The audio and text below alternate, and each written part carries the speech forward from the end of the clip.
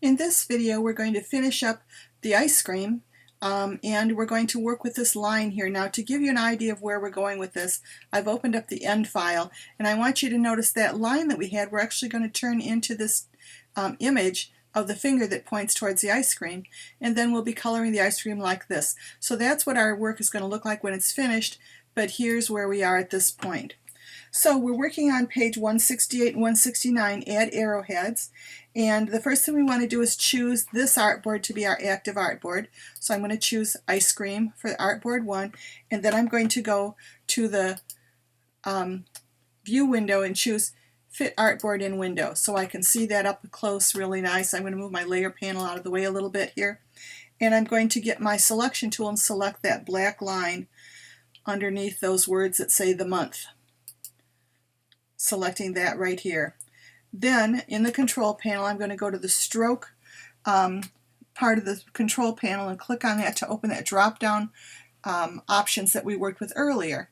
And you'll notice down here that we have options for arrowheads. Now the size of your arrowheads and the size they come out depends on the weight of the stroke.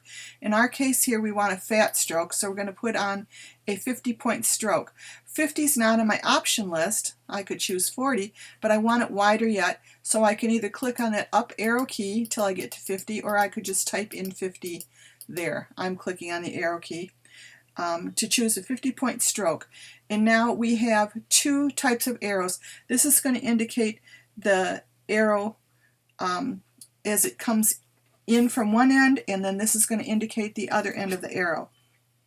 So we're going to choose arrow 20 from the menu here, the drop down arrow, and we're going to scroll down till we find arrow 20. See the different arrow patterns, and there's arrows that indicate the pointy end of the arrow or the tail end of the arrow, and we're going to work with the tail end of the arrow first. And it's very large, much larger than we want it to be, so we're going to scale it to a smaller size by coming in here and typing in 30 for a 30% scale.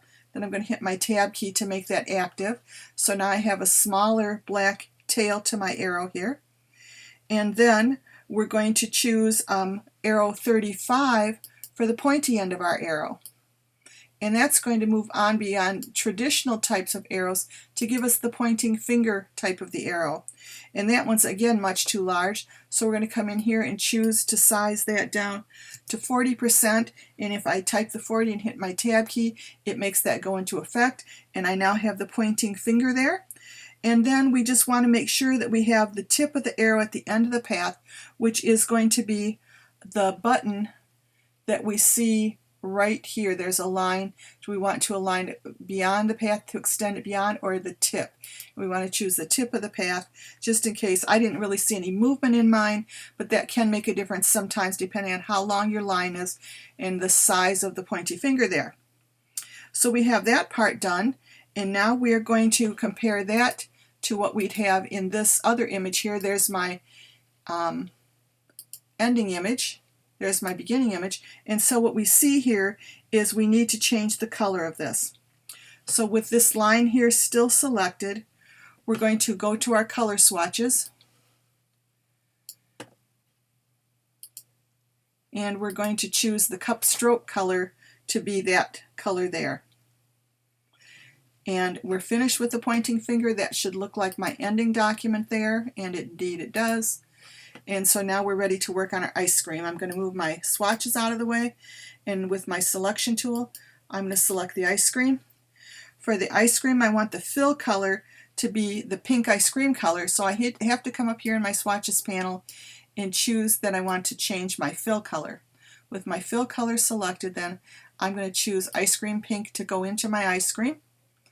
Then I'm going to choose the stroke for the swatch, or excuse me, the swatch for the stroke, and tell that I want it to be that cup stroke color that we worked with earlier, but my stroke is very small.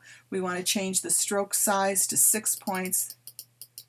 I'm doing that up here at the top of the screen with those stroke buttons there to give me the 6-point stroke that we are working with, that we worked with earlier, and I'm going to click to deselect that.